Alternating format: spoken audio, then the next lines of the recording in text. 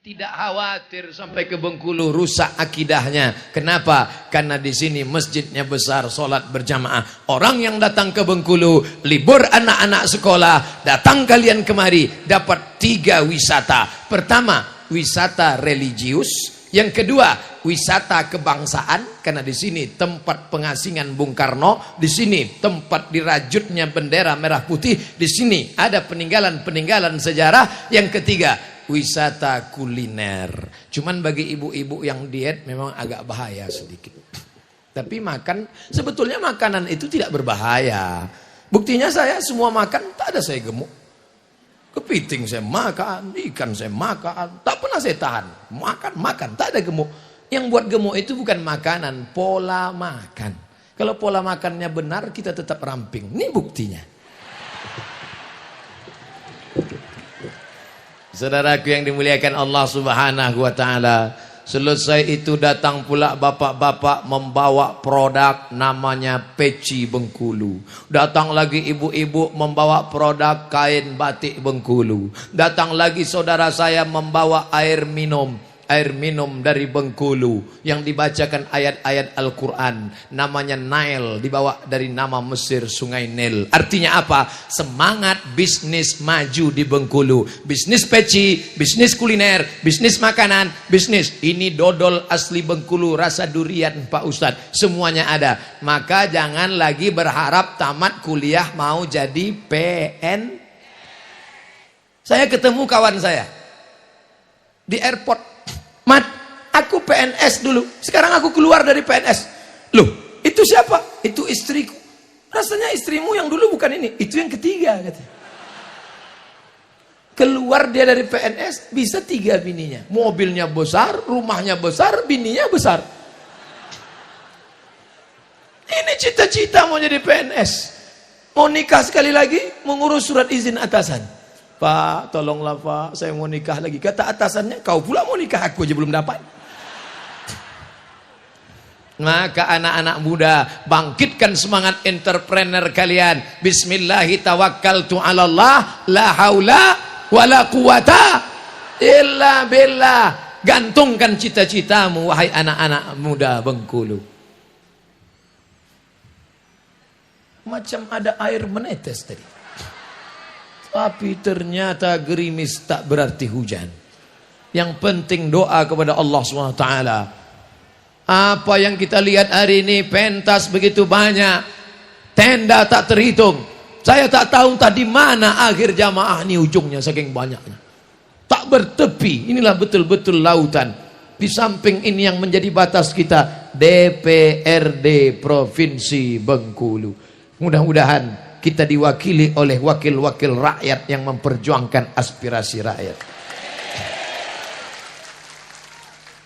Bisa tak kalau kita angkat alumni Al-Azhar Kairo, anak-anak yang hafal Quran, diangkat menjadi guru 5 pelajaran agama di SMP SMA, Quran hadis, akidah akhlak, bahasa Arab, sejarah Islam, fikih, sehingga anak-anak Bengkulu bisa paham Islam. Bisa apa tidak? 5 guru SMP, SMA, masukkan 5 guru. Quran hadis, akidah akhlak, bahasa Arab, sejarah Islam, fikih. Gajinya dari mana? Honda, honor daerah. Siapa yang mengeluarkan peraturan? Perda, peraturan daerah. Yang membuat perda siapa? Anggota DPR. Yang memilihnya siapa? Ingat DPRD, ingat perda, ingat ajaran Islam, pilihlah caleg-caleg yang memperjuangkan aspirasi umat. Ada Abdul Somad nyebut partai? Ada Abdul Somad nyebut caleg? Jangan-jangan Abdul Somad mau kampanye. Untuk apa saya jadi caleg? Jadi wakil presidennya saya tak mau. Saya cuman ingin mengingatkan umat, jangan sampai kerumunan ini menjadi buih di tengah lautan, menjadi pasir di tepi pantai, tak bermakna mubazir. Saya ingin kerumunan ini menjadi kekuatan. Siap? Ingat, 17 April Rabu pagi 2019, pilih wakil-wakil yang pro kepada umat. Nanti mereka akan datang ke surau, ke langgar, ke musola, bawa karpet 1 gulung. Jamaah, nanti tolong pilih saya ya. Ini DP-nya. Kalau saya menang saya tambah. Kalau saya kalah ini aku jemput balik. Bapak, Ustadz Somad sudah tausiah di depan gedung Bapak. Selama Bapak tidak memperjuangkan, maka Bapak tak akan kami pilih. Kalau Bapak mau kontrak politik, kami akan pilih Bapak. Perjuangkan 3. Pertama, keluarkan perda zakat. Zakat potong atas. Yang kedua, keluarkan perda bagi muslimah yang muslim, berbusana muslimah di bumi yang cinta kepada Islam.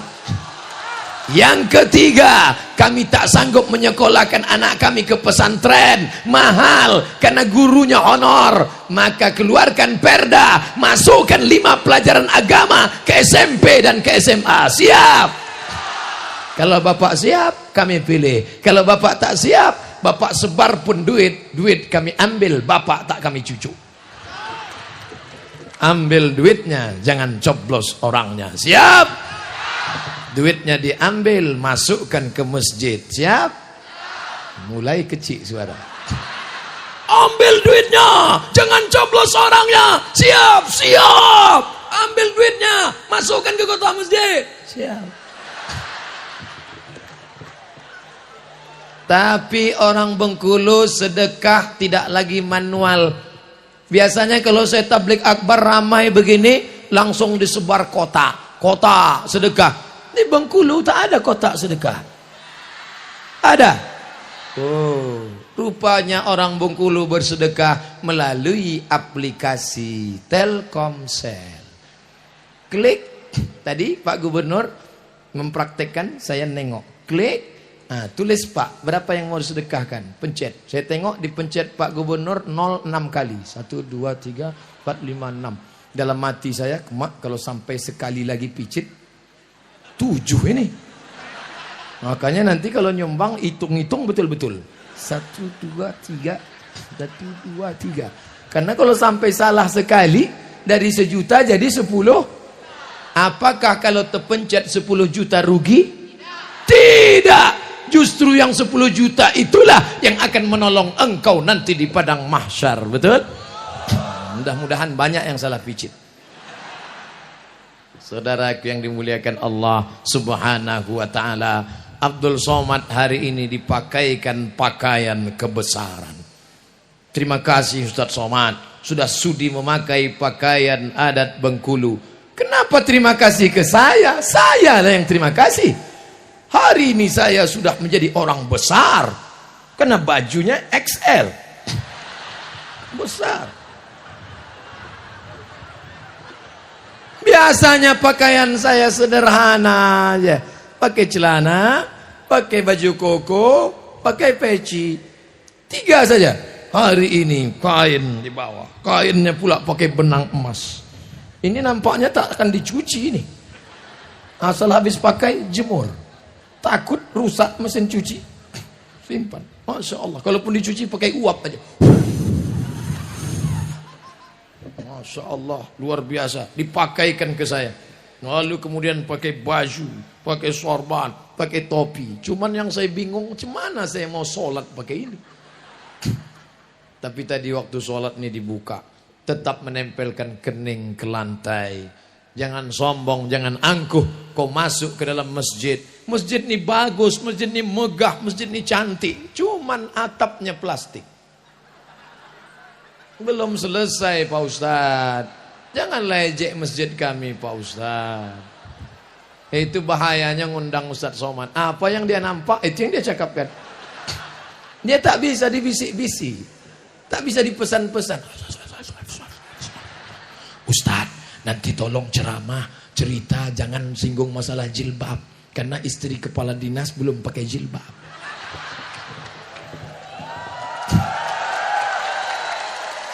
Ini kejadiannya bukan di Bengkulu. Di kantor dinas saya pernah ceramah, Ustadz nanti kalau ceramah jangan singgung masalah jilbab, istri Pak Kadis belum pakai jilbab. Pembahasan kita pagi ini adalah hukum perempuan yang tak pakai jilbab. Kacau Ustadz, tak bisa dikontak ini. Akhirnya kena skor 3 bulan, tak usah undang lagi. Itu Ustadz kacau itu, tak bisa kita pesan ceramahnya. 3 bulan kena skor. Setelah 3 bulan telepon lagi, Assalamualaikum. Waalaikumsalam. Bisa datang kantor kami Pak Ustadz? I am coming. Katanya saya diskor 3 bulan nggak boleh datang. Iya Pak Ustadz. Sekarang kenapa diundang lagi? Alhamdulillah Pak Ustadz, yang tersinggung kemarin mati. Rupanya orang yang tersinggung itu cepat mati. Anda tersinggung, waspadalah. Saudara yang dimuliakan Allah, ada pula orang tersinggung dibuatnya polling. Tersinggung dibuat polling. Polling, siapa yang setuju ceramah Ustadz Somad dibuang dari YouTube? Siapa yang setuju? Setuju. Siapa yang tak setuju? Buat tak setuju. Diadakan polling. Yang setuju cuman 3%. Kesian deh. Andai dibuang Abdul Somad dari YouTube, matikah dia? Apa yang ditakutkan hidup ini? Takut tidak terkenal. Saya sudah muak jadi orang terkenal nih. Udah capek saya. Makan di restoran mesti pakai masker. Saya kalau mau pergi makan di restoran, bawa keluarga mesti pakai masker. Suap dari bawah. Takut tengok. Pergi ke mall beli laptop, pakai topi, pakai kacamata hitam, pakai masker. Sampai di parkir ada yang ikut dari belakang. Ustadz, foto Ustadz. Lalu saya tanya, saya penasaran. Aku sudah pakai topi, pakai masker, pakai kacamata hitam. Kok tahu kau aku Ustadz? Dari mana kamu tahu? Senyum dia. Dari cincin Ustadz. Bisa tahu dia cincin saya. Padahal waktu itu saya belum pakai batu rafflesia. Apalagi kalau saya pakai ini. Ditengoknya, nah itu pasti Ustadz Somad. Makanya nanti tengoklah. Jadi kalau kalian buat yang begitu-begitu, itu cuman buat saya makin viral aja tuh. Sombong kali Ustadz Somad ini. Itu bukan sombong. At-takabbur lil mutakabbir sadaqah. Bukan hadis Nabi, ucapan Imam Syafi'i. Sombong kepada orang yang sombong adalah sedekah. Betul? Dia mau jatuhkan kita. Kita tidak pernah buat iklan. Hari ini kita tak punya kartu nama. Hari ini kita tak pernah mempopulerkan diri. Kita serahkan pada Allah. Langkahkan kaki dari rumah. Bismillahi tawakkaltu ala Allah. La haula wala quwata illa billah. Jangan keras sekali Pak Ustadz. Kami tak tahan dengar suara Ustadznya menggelegar, sakit jantung kami. Kalau gitu kita perlembut. Wala haula wala quwata illa billahil aliyil azim. Sangka orang saya tak bisa suara lembut. Saya paling bisa lembut. Kenapa Ustadz tak bersuara lembut? Ini kan siang, habis makan, perut kenyang. Kata pepatah orang Melayu, kalau tegang urat perut, kendur urat mata. Bayangkan kalau saya ceramah pakai suara lembut. Ibu-ibu sekalian, anak-anakku, di hari 50 tahun ulang tahun Bengkulu ini, mari kita bersyukur pada Allah. Mari kita jaga persatuan.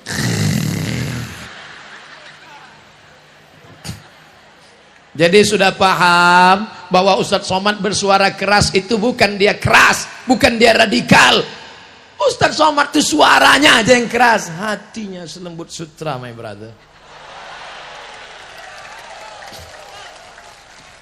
Saudaraku yang dimuliakan Allah, kenapa Ustadz semangat hari ini? Karena yang datang pengajian ini anak-anak muda, betul? Yang tegak di atas itu anak-anak muda. Tengok anak muda. Itu anak muda itu. Kalau orang tua mana berani dia? Itu anak muda. Hati-hati nak, awas jatuh. Kalian yang di situ, aku pula yang cemas. Oh udah, yang merekam nih. Yang merekam nih anak muda. Coba tengok, tengok. Nah, jangan sampai kalian grogi pula. Anak muda. Yang berada di depannya anak-anak muda. Masya Allah, anak-anakku. Bapak Ibu yang dimuliakan Allah Subhanahu wa taala. Tadi saya mulai ceramah jam 1:30. Sekarang pas 2:30. Udah 60 menit saya ceramah. Di mana-mana saya ceramah 60 menit sesuai yang tertulis di botol 600 ml. Tapi ternyata ceramah di Bengkulu ini waktu tak terasa. Rasanya baru 15 menit aja. Kata jamaah, Ustadz yang 15 menit, kami udah berpeluh dah. Peluh sebesar jagung menetes dari kulitmu akan menjadi balasan amal soleh di akhirat. Ustadz enak di bawah tenda, Ustadz sejuk, Ustadz dingin. Sengaja aku maju ke depan supaya kita sama-sama panas. Tak kalian tengok aku panas. Kalian duduk di bawah tenda enak, adem, ayem, tentram, nyaman. Kalian yang berdiri di bawah tenda sama, aku pun berdiri kena panas juga. Apa yang bedanya? Kalian cuma berdiri, aku berdiri sambil bercakap lagi. Tapi insya Allah kita semua bapak-bapak dari kepolisian dengan seragamnya mengamankan acara ini. Ya Allah, kuatkan hati mereka ya Allah. Istiqomahkan mereka ya Allah. Bapak-bapak dari TNI, Bapak Dandim yang mengerahkan pasukannya, buatkan mereka, anak-anak mereka menjadi para penghafal Quran ya Allah. Saudaraku dari Satpol PP juga, kami yang hansip Pak Ustadz, hansip lebih dulu masuk surga. Tapi itu dibanding aja. Kalau amalnya soleh, dia bertahan di dalam. Betul? Saudaraku yang dimuliakan Allah Subhanahu wa taala, engkau menjadi anggota dewan, engkau menjadi ibu dharma wanita, engkau menjadi TNI Polri, engkau menjadi dokter spesialis, engkau menjadi pejabat forum komunikasi pimpinan daerah, itu sampulnya saja. Yang dibawa mati apakah baju seragam? Baju yang paling disayang Abdul Somad hari ini, inilah baju yang paling disayang. Tapi kalau mati nanti bisa request, nak, kalau ayah mati tolong kau pakaikan pakai seragam Bengkulu. Lepas. Ini yang paling sedih saya kalau lepas. Lepas semua. Cincin ini pun nanti akan dilepas. Padahal kemana-mana sudah ceramah. Jamaah sekalian. Ini pun nanti akan dilepas. Baju disedekahkan kepada tetangga. Cincin tak siapa ngambil nanti. Kain ini akan dipakai oleh menantu. Yang akan dibawa mati hanyalah amal soleh. Kalau pernah engkau sholat tahajud ke masjid Baitul Izzah, itulah yang akan. Nanti kalau ada Pak Gubernur, Pak Wali mengundang Ustadz Arifin Ilham zikir di Masjid Baitul Izzah, datang. Ustadz Somad tak bisa membuat kalian menangis. Ustadz Arifin bisa. Jamaah, dosa kita begitu banyak ya Allah. Jamaah pun menangis semuanya. Ampunkan dosa kami. Nanti malam 1 Muharram, malam tahun baru, momen-momen itu buat pengajian. Ulang tahun kota, buat pengajian. Ulang tahun provinsi, buat pengajian. Menyambut maulid Nabi, buat pengajian. Undang para habaib, undang para ustadz. Adakan tablik akbar, adakan zikir, ngaji. Itu yang menolak musibah bala dari negeri kita ini insyaAllah. Sudah lama musibah itu ingin diturunkan malaikat. Gara-gara apa? LGBT. Jangan lagi sebut LGBT. LGBT terlalu keren. Banyak bangga. Gue LGBT nih. Terlalu keren LGBT. Ganti namanya. Menunjukkan perbuatannya yang jelek, kotor, jahat, buruk, najis, nista. Lalu apa namanya Pak Ustadz? Pencinta lobang tai. Ini cakap Ustadz Somad nih tak sopan. Di depan Bapak Ketua MUI, di depan Bapak Kepala Kantor Kementerian Agama. Kenapa Ustadz ngomong begitu? Supaya muncul rasa jijik, rasa kotor, rasa najis. Gara-gara itulah musibah turun. Bengkulu harus kita jaga dari perbuatan maksiat, pergaulan bebas, LGBT, kontes bencong.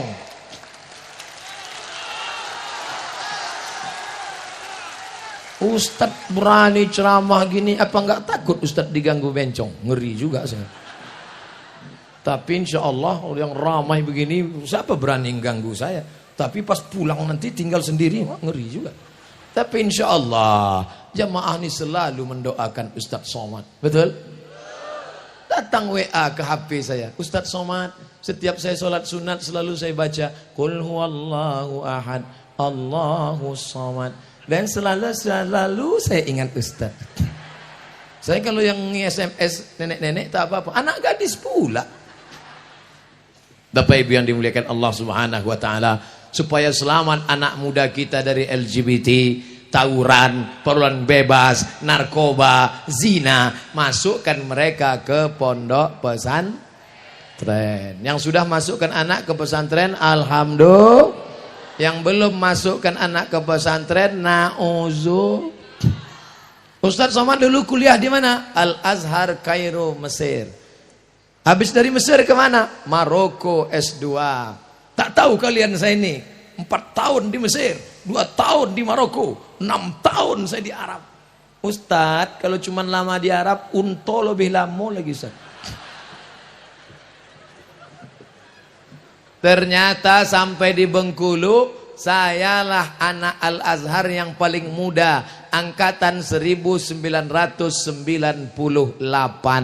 Di sini ada kakak saya, abang kelas saya, duduk di samping saya, asli putra Bengkulu. Abang di Al-Azhar tahun berapa? 1995. Abang saya ada di sini, kakak kelas saya. Artinya apa? Orang Bengkulu lebih dulu ke Al-Azhar daripada saya. Maka lanjutkan, kirim anak-anak bapak, kirim anak-anak ibu, biarkan dia jauh terbang sejauh terbang mata memandang, tapi nanti di hari petang dia akan pulang, dia yang akan memimpin masjid, dia akan membuat tabligh akbar. Ini banyak orang tua tak mau menyekolahkan anak ke agama. Nanti anak saya sekolah agama jadi apa? Mati nanti dia tak makan. Memang kami sekolah agama ini tak kaya, kaya kali tidak, miskin kali pun tidak. Tapi komen-komen orang coba tengok di YouTube, di FB, Ustaz jadikan aku yang kedua ya. Dunia yang kau kejar, akhirat melayang. Tapi kalau akhirat yang kau kejar, dunia bersimpuh di bawah tapak kakimu. Betul? Wakafkan anakmu sekolah agama, sekolahkan anakmu untuk menolong agama Allah. Intan surullah, kalau kau tolong agama Allah, yansurkum, Allah menolong kalian. Wakafkan anak kalian untuk agama Allah. Allahu Akbar. Kalian urus rumah Allah, kalian muliakan hamba-hamba wali-wali Allah, Allah menyelesaikan masalah kalian. Di mana letak iman? Ini orang takut betul. Takut pensiun makan apa? Takut nanti anak tinggal di mana? Takut akhirnya korupsi, nepotisme, riba, haram. Jurusnya jurus cap gayung, cedok sana, cedok sini, cedok. Dulu cuma ada uang tunjangan. Ini uang tunjang, uang sipak, uang sikut, uang sundul, uang tunjang. Duit haram kau suapkan ke anak-anakmu. Berdoa kau siang dan malam. Nah, kau sudah kuliahkan S1, kau sudah kuliah S2, ini siapkan 100 juta untuk nyogok. Kau siapkan sogok makan haram. Orang yang bekerja, baik PNS maupun swasta, hasil dari nyogok, gajinya haram, tunjangannya haram, SPPD-nya haram, uang gaji 13-nya haram. Berapa lama kau nikmati duit haram itu? Hanya sekedar 58 tahun. Itu pun kalau malaikat maut tak datang lebih awal. Cari sana, cari sini, cari sana, cari sini, ambil sana, ambil sini, cedok sana, cedok sini, sundul sana, sipak sini, sikut sini. Mati. Hai bapak, ingatlah pak, kau ambil duit haram, kau makan duit haram, kau kejar duit haram, kau tidak menikmatinya. Begitu kau mati, rumahmu diambil orang, binimu diambil brownies, berondong manis. Dulu yang membuat rumah itu siapa? Bapak. Yang mencari arsiteknya siapa? Bapak. Yang mencari tukangnya siapa? Bapak. Tempat tidur sudah pindah, karpet-karpet sudah pindah, keramik-keramik sudah pindah, orangnya belum pindah. Begitu mau pindah, kaki tersandung pintu, jatuh, mati. Satu jengkal pun rumah itu tidak mau kau tempati. Kenapa? Karena engkau setumpuk daging busuk yang akan dimakan cacing tanah. Betul? Tapi jangan gara-gara ini besok rapat Pemda, Pak Gubernur nanya, Bapak-bapak kepala dinas, kepala bidan, kepala kantor, bagaimana kemajuan visi misi Bengkulu 20 tahun ke depan? Tak usah rapat Pak Gubernur, kami mau mati aja. Jangan. Saya cerita mati ini supaya kita takut melakukan perbuatan dosa. Begitu juga dengan ibu, rambut dibuka, 3 warna merah kuning kelabu, gaya-gaya fang. Dapat duit beli cincin emas, dapat duit rantai emas, dapat duit gelang emas, gelang tangan sudah 2, gelang kaki pasang, kerincing, kerincing, kerincing, kerincing, kerincing. Pergi undangan, feodal, mental penjajah, suka menengok orang susah, sudah tahu ekonomi sulit, susah, morat-marit, ditunjukkan emas. Jam berapa ya? Gatal. Kalau kau kaya bukan dengan gelang emasmu besar, kalau menunjukkan kaya bukan dengan cincin emasmu besar. Kalau kau kaya, datang kau ke panti asuhan, sekolahkan anak yatim sampai selesai S1. Siap? Siapa yang kaya di sini? Siapa yang banyak duit di sini?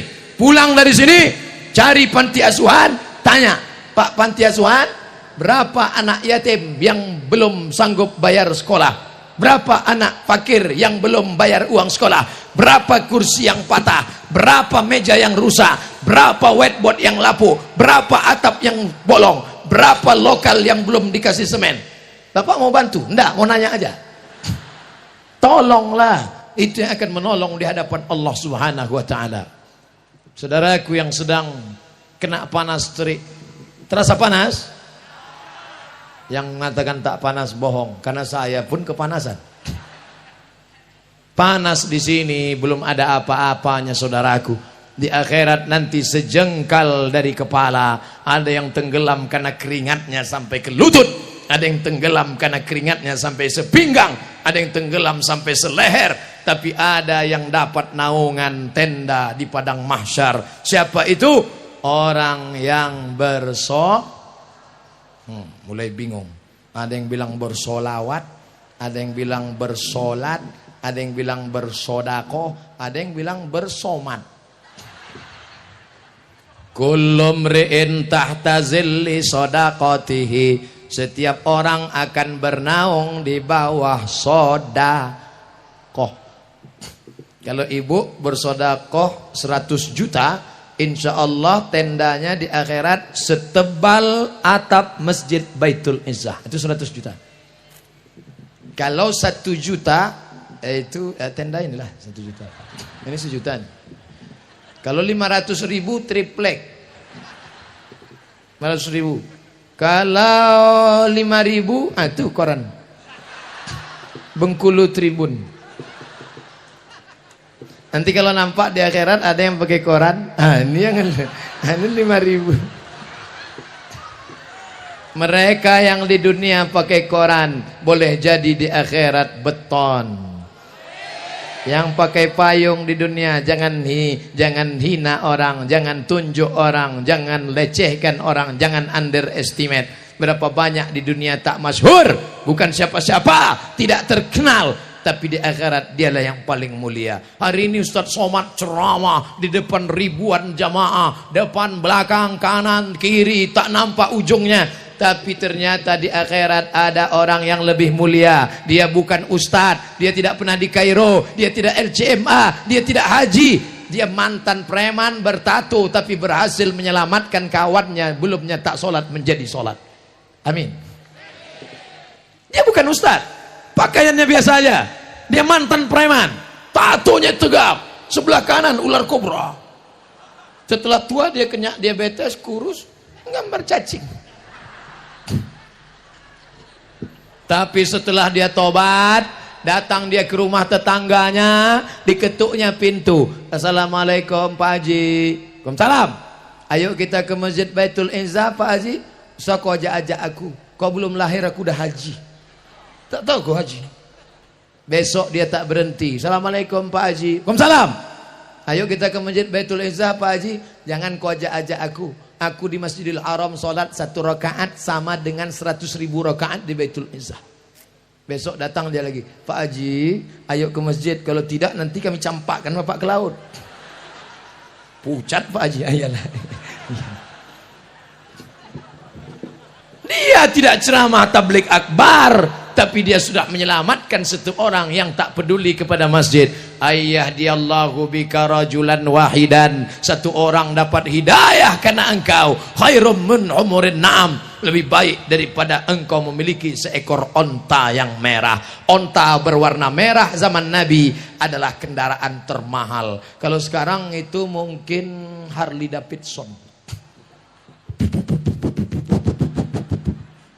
Kalau mobil tuh sekarang mungkin sedan Ferrari merah metalik, pintunya 2, harga 5 miliar. Ternyata mobil ini makin sedikit, pintunya makin mahal.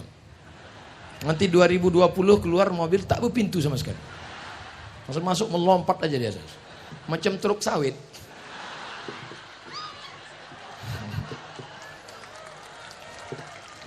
Kau sibuk apa? Kenapa tak pernah ke masjid? Aku sibuk ngurus sawit. Berapa hektar? Ya sejauh mata memandang. Itu kan bulan lalu. Bulan ini kau sibuk apa? Aku sibuk karet getah sekarang. Berapa hektar? Ya cukuplah untuk 70 keturunan. Begitu kau mati, pagi-pagi minum kopi. Minum kopi kok mati? Kopi Mirna diminumnya. Mati. Di ronsen sama dokter, ronsen di rumah sakit, nampak tertulis Mirna. Mati. Apa yang terjadi? Kebun sawit sejauh mata memandang dibagi 2. Nama hartanya Gono. Kau begono, aku begini. Hartanya 10 miliar. Kalau sawit itu harganya 10 miliar, ibu dapat 5 miliar. Udah mulai senyum. Dari yang 5 miliar, ibu dapat lagi harta warisan 1/8. 1 miliar 125 juta. 125 500 juta. Maka di tangan bulat-bulat 5 miliar 500 juta. Pergi ke salon, pakai make up. Make artinya membuat, up naik ke atas, make up membuat naik ke atas. Pipi yang turun, dagu yang turun, leher yang udah turun macam leher ronta bisa ditegangkannya balik. Hidung yang turun suntiknya pakai silikon, naik balik. Pas di kaca terlalu naik macam babi pula, turun balik. Bayangkan itu. Bulu mata berserak. Dulu waktu gadis pertama nikah memang alis bak semut beriring, rambut bak mayang terurang, bibir bak delima merekah, pipi bak pauh dilayang. Tapi setelah laki mati, anak do re mi fa sol la si do sol fa mi re do, maka alis tak lagi macam semut berbaris, macam PNS bubar barisan. Tapi berkat salon tadi cantik, beli motor baru, dapat anak muda, kawin sama brownies, sore-sore jalan-jalan di Long Beach, pegang pinggangnya kuat. Laki yang baru nanya, mana makam laki kau yang lama? Itu sana tuh.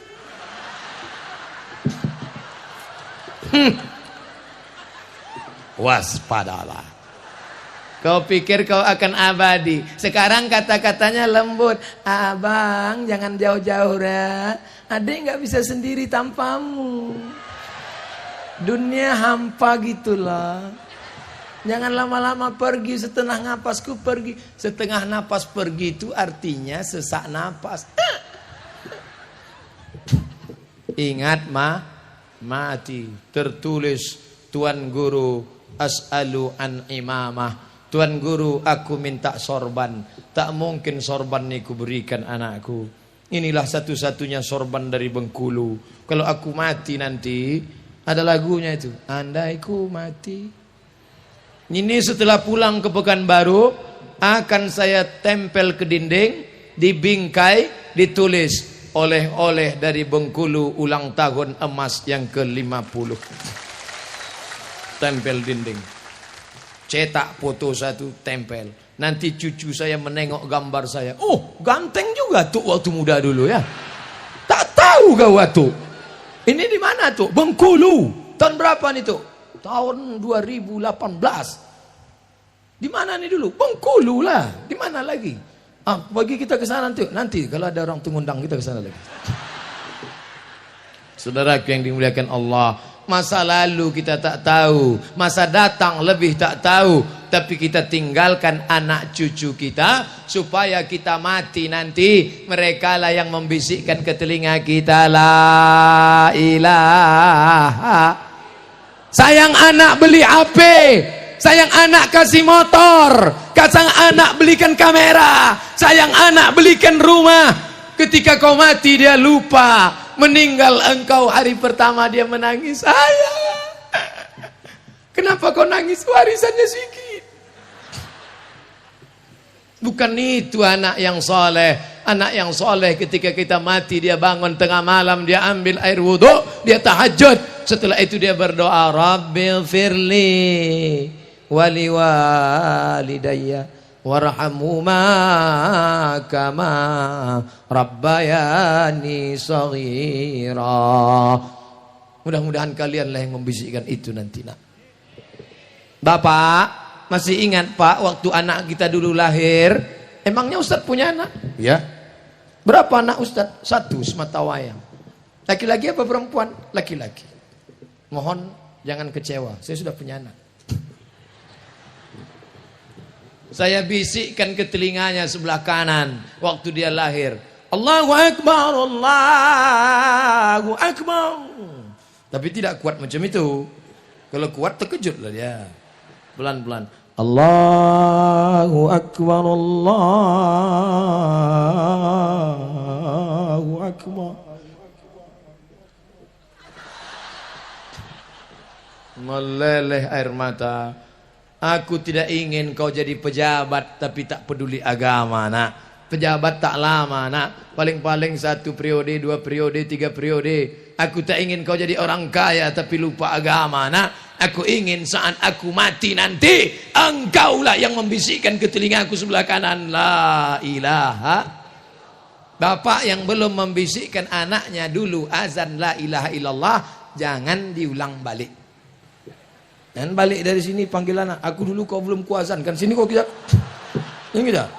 Allahu Akbar, Allah. Apa ayah ini? Awak udah semester 3. Azan itu sunat, sudah berlalu biar saja. Tapi bagi yang akan datang, kalian yang sudah punya anak, ingatkan ke anak kalian. Anak bapak anakku juga, rumah bapak macam rumahku, tapi bini bapak bukan biniku. Hai anak-anakku, kalau ayah kalian nampak kalian sakit, kalian membisikkannya ke telinga, la ilaha illallah. Kalau anak belum ada, ibu bisikkan ke telinga suami. Asal nampak dia sakit, tapi sakit berat, yang pula demam-demam sedikit. Besok pagi, abang tak masuk kerja bang.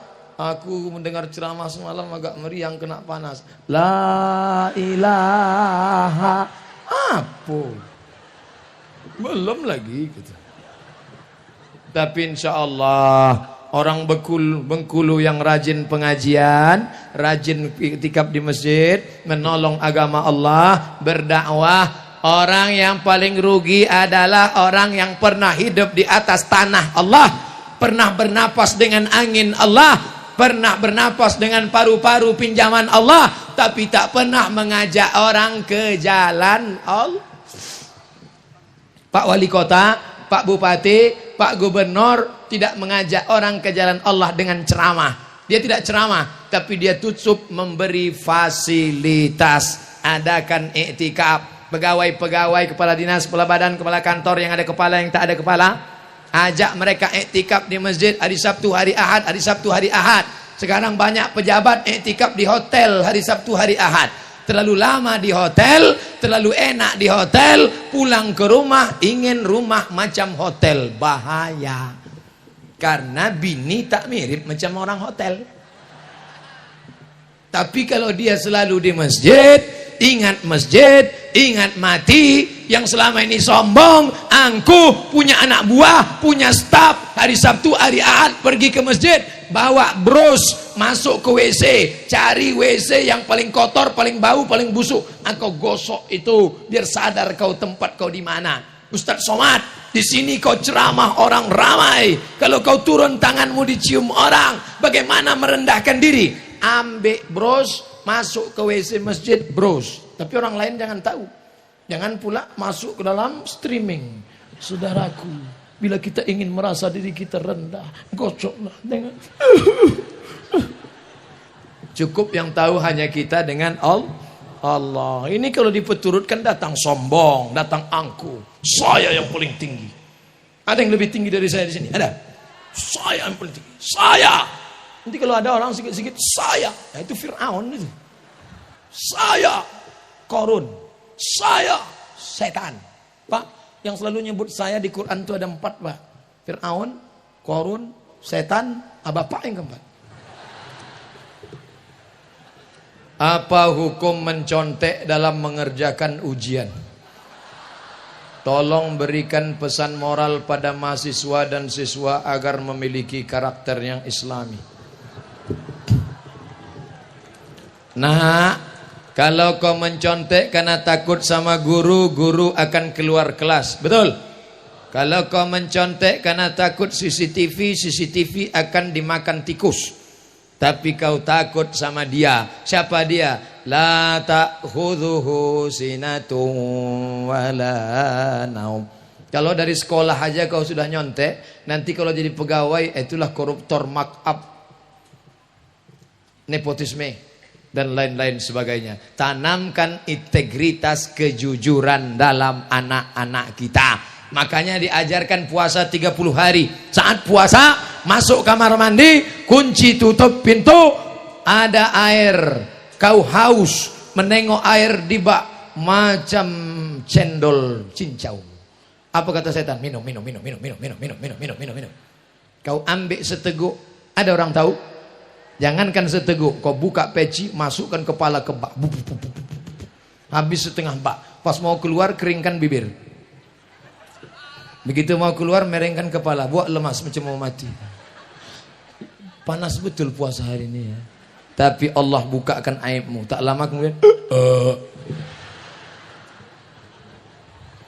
oleh sebab itu jangan kau curang. Nah, Ustadz Somad 4 tahun di Mesir, 99, 2000, 2001, 2002. 4 tahun di Mesir tidak pernah mencontek sekalipun. Kok hebat Pak Ustadz? Bukan saya takut sama Allah, petugasnya ketat. Di Mesir kalau ketahuan mencontek, tangan ditangkap, dibawa ke petugas, dicabut paspor, deportasi, diusir selama 1 tahun, tak dapat visa. Tak percaya, tanya ke Ustadz Ihsan, abang kelas saya di Mesir dulu. Kalau sampai engkau curang, maka kami di Al-Azhar Mesir ketat luar biasa. Oleh sebab itu maka jaga kejujuran. Pulang saya jadi guru, jadi dosen, ngajar. Jangan contek. Siapa yang nyontek nggak lulus. Apa kata mahasiswa? Sama Ustadz aja yang tak boleh, yang lain boleh kok. Pusing saya, gimana caranya? Akhirnya saya dapat jurus. Saya buat soal saya bagi. Boleh contek Pak Ustadz? Silakan. Pas tengoknya, lain soalnya. Saya buat soalnya 1, 2, 3, 4, 5 beda. 10 bangku baru sama. Mau contek silakan. Maka guru harus cerdas. HP-nya sudah cerdas. Sahkah seorang ayah menikahkan anak hasil zina? Bonceng sana, bonceng sini, bonceng sana, bonceng sini, bonceng sana, bonceng sini, gembung masuk angin. Hamil 2 bulan, 3 bulan, 4 bulan, 5 bulan. Sebelum lahir dinikahkan. Itulah akad nikahnya, bapaknya giginya rapat. Aku nikahkan engkau dengan anakku dengan jangan datang sini lagi. Karena anak dalam keadaan hamil, baik 6 bulan maupun lebih maupun kurang, maka anak yang nikah tadi nikahnya sah. Nama bukunya Al-Fiqhul Islami wa Adillatuh, nama penulisnya Syekh Wahbah Az-Zuhairi. Nikahnya sudah sah. Itulah mengapa Pak Kua, Bapak Kementerian Agama, tidak pernah bertanya ini berapa bulan. Itu bukan pertanyaan Pak Kua, itu pertanyaan dokter. Nikahkan sah. Yang jadi masalah, setelah anak lahir muncul 4 masalah. Masalah yang pertama, anak ini kalau lahir tak boleh pakai bin bapaknya. Jadi pakai bin apa? Terserah. Bin kepiting, bin long beach, bin batu. 2, nanti kalau si bapak mati, anak tak dapat harta warisan karena tak ada hubungan nasab. 3, ternyata lahir anak pertama laki-laki, habis itu lahir adiknya perempuan. Si bapak mati, si abang anak pertama tak bisa jadi wali karena dia saudara seibu tak bisa jadi wali. 4, lahir anak pertama perempuan cantik, gadis jelita, dipinang oleh anak lajang. Ketika nikah, maka si bapak tidak bisa jadi walinya, maka walinya wali apa salah saya? Ini anak saya, rambutnya sudah tes DNA, air liur sama matanya sama, cuma tengok mirip. Itu bukan anakmu mas bro, anak saya. Bukan. Kenapa? Karena kamu mencoblos sebelum hari H.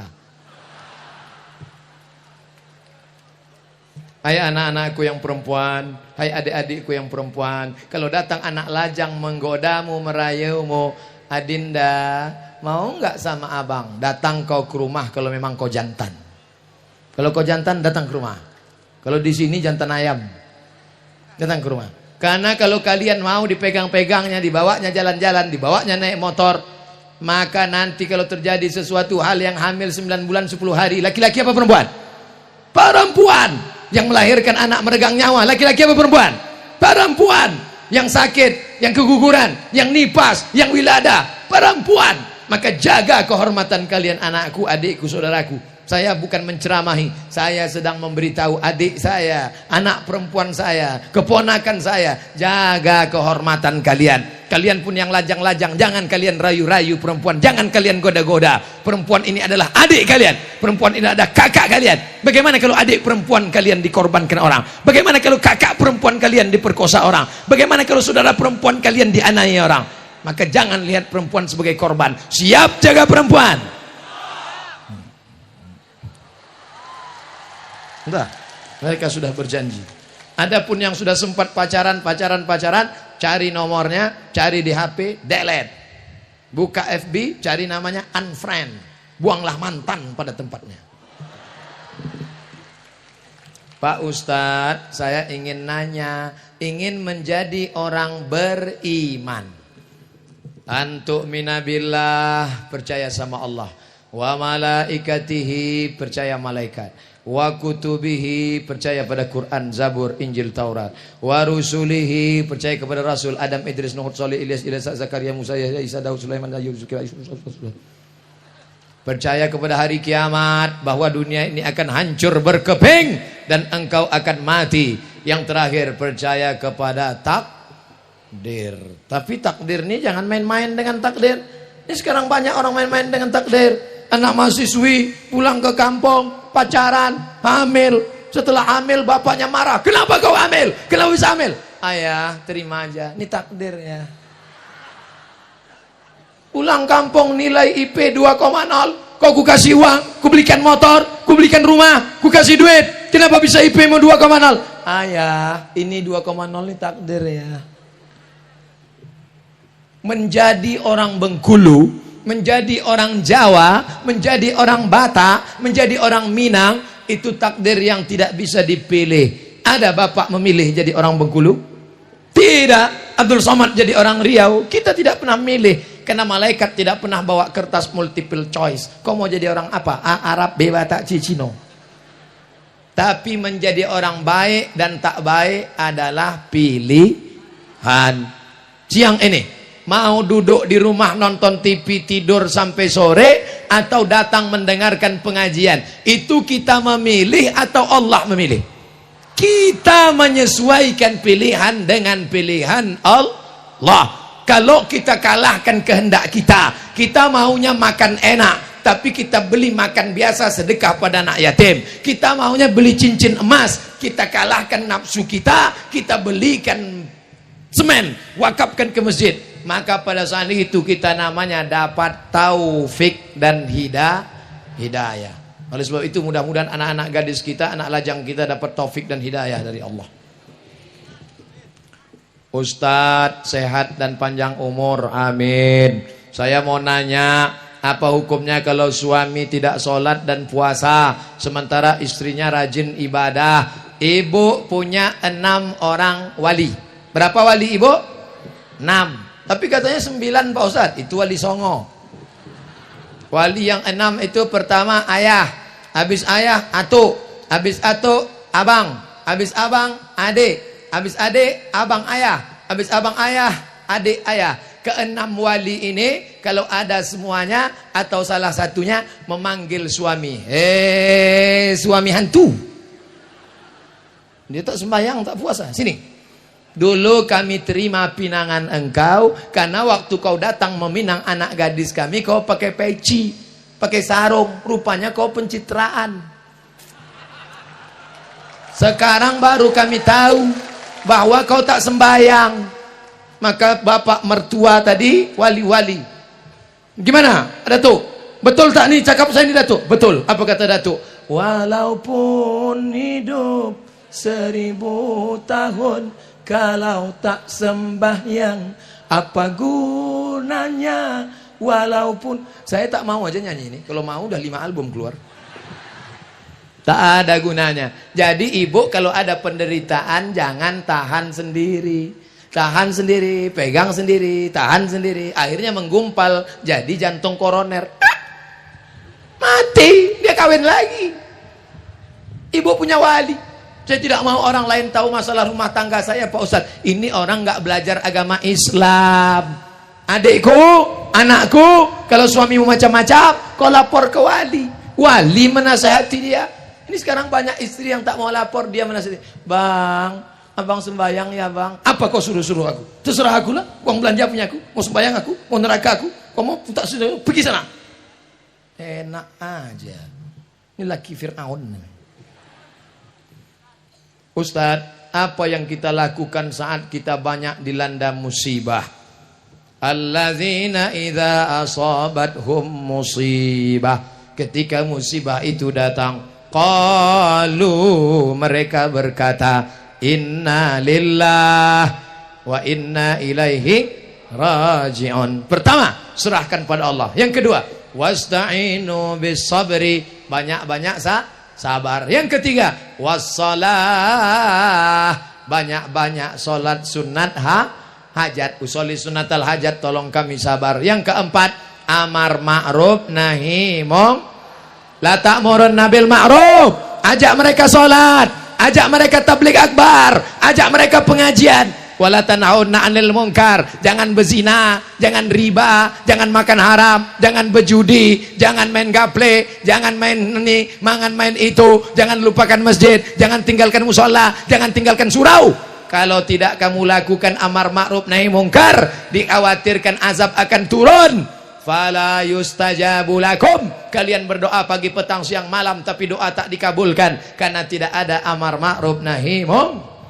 Dimulai 1:30, sekarang sudah jam 3:05, kita sudah bersama 100 menit. Mudah-mudahan 100 menit ini menjadi amal soleh, amin. Andai pun tidak menengok jam, saya sudah tahu bahwa saya sudah ceramah 100 menit. Dari mana? Dari rasa kesemutan. Ceramah sudah, jawab pertanyaan sudah, yang terakhir baca doa. Semua masyarakat Bengkulu baik yang hadir maupun yang jauh di kampung halaman yang menyaksikan streaming, aminkan doa ini. Ala hazihin niyah wa kulli niyatin salihah. Al-Fatihah. A'udzu billahi minasyaitonir rajim. Bismillahirrahmanirrahim. Alhamdulillahi rabbil alamin. Arrahmanir rahim. Maliki yaumiddin. Iyyaka na'budu wa iyyaka nasta'in. Ihdinas siratal mustaqim. Siratal ladzina an'amta 'alaihim ghairil maghdubi 'alaihim waladdallin. Amin. Allahumma anzilir rahmata wassalamata wal barakata ala hadhil jamaah. Turunkan keselamatan, kerahmatan, keberkahan kepada seluruh jamaah yang hadir dalam tablik akbar ulang tahun emas ke-50 tahun Bengkulu ini ya Allah. Allah mawaffiq ulata umurina, Bapak Gubernur, Bapak Wali Kota, Bapak Bupati, Bapak Forkompinda, condongkan hati mereka untuk menolong agamamu ya Allah. La tada' lana dzamban illa ghafartah. Kami yang banyak lupa, silap dan salah keluar dari majelis ini, ampunkan dosa-dosa kami ya Allah. Wala dainan illa qadaita. Kami yang dililit hutang, selamatkan kami dari riba ya Allah. Wala aziban illa zawajata. Yang lajang, yang gadis ingin menikah, berikan jodoh yang saleh dan salihah. Wala raghiban illa anjabata. Yang sudah nikah belum punya anak, berikan anak yang baik-baik para penghafal Quran ya Allah. Wala maridan illa syafaita. Ada di antara kami yang sakit, lapangkan hatinya, bukakan pintu hidayah, sehatkan sesehat-sehatnya, tidak kumat untuk selamanya ya Allah. Wala mayyitan illa rahimta. Nenek kami, datuk kami, pejuang kami, ibunda kami, ayah kami, keluarga kami yang sudah mendahului kami, jadikan kuburnya salah satu dari taman surgamu ya Allah. Jangan jadikan kuburnya salah satu dari lubang nerakamu ya Allah. Allahumma dafa'an al-ghala wal waba wal fahsya wal riba wal zina wal liwat wal munkar. Selamatkan Bengkulu dari malapetaka, bencana, musibah, gempa, segala macam yang bencana merusak alam semesta. Jauhkan dari narkoba, jauhkan dari seks bebas, jauhkan dari zina, jauhkan dari LGBT, jauhkan dari perbuatan keji dan mungkar ya Allah. Rabbana fir lana dzunubana, ampunkan dosa kami, wali abaina, ayah kami, wali ummahatina, emak ibunda kami, wali ikhwanina alladzina sabaquna bil iman, saudara kami yang sudah mendahului kami dengan iman, wali azwajina, pasangan hidup kami, wali zurriyatina, anak cucu cicit keturunan kami, wali man hadarana, semua yang hadir di majelis ini bersihkan dosanya ya Allah. Wali man ghaba anna, yang jauh mendengarkan juga ikut terampuni ya Allah. Allahumma khtim lana bihusnil khatimah wa la takhtim alaina bisu'il khatimah. Allahumma ja'al akhira kalamina, jadikan akhir kalam kami ketika ajal kami tiba, jadikan yang terakhir keluar dari mulut kami la ilaha illallah. Allahumma ja'alna minat tawabin, jadikan kami orang yang bertaubat. Wa ja'alna minal mutatahhirin, jadikan kami orang yang menjaga suci. Saat datang kemari lapangan masjid ini bersih dan suci, kami tinggalkan dalam keadaan suci. Tisu, sampah, botol kami bawa semua. Kami ingin menjaga kesucian hati, badan, tempat masjid kami ya Allah. Allahumma alif baina qulubina, jadikan kami bersatu menolong agamamu, bersilaturahim, jangan berkelahi, bersimpah darah, jangan sampai kami mengorbankan saudara kami. Ada saudara seiman, ada saudara sebangsa, ada saudara setanah air. Allahumma ja'al akhir kalamina indan tihai ajalina, jadikan akhir kalam kami ketika ajal kami sampai, yang terakhir keluar dari mulut kami la ilaha illallah Muhammad Rasulullah sallallahu alaihi wasallam. Rabbana atina fid dunya hasanah wa fil akhirati hasanah wa qina adzabannar. Wa sallallahu ala sayyidina wa maulana Muhammad wa ala alihi wa sahbihi wasallam. Walhamdulillahi rabbil alamin. Taqabbalallahu minkum minna wa minkum taqabbal ya karim. Pulang dengan tenang, jangan berdesak-desakan. Ambil tutup-tutup botol, ambil sampah-sampah. Saya sendiri saya bawa, saya kantongi, buang pada tempatnya. Terima kasih segala perhatian, mohon maaf segala kekhilafan. Selamat ulang tahun emas Provinsi Bengkulu yang ke-50. Semoga negeri ini menjadi baldatun thayyibatun wa rabbun ghafur. Wassalamualaikum warahmatullahi wabarakatuh.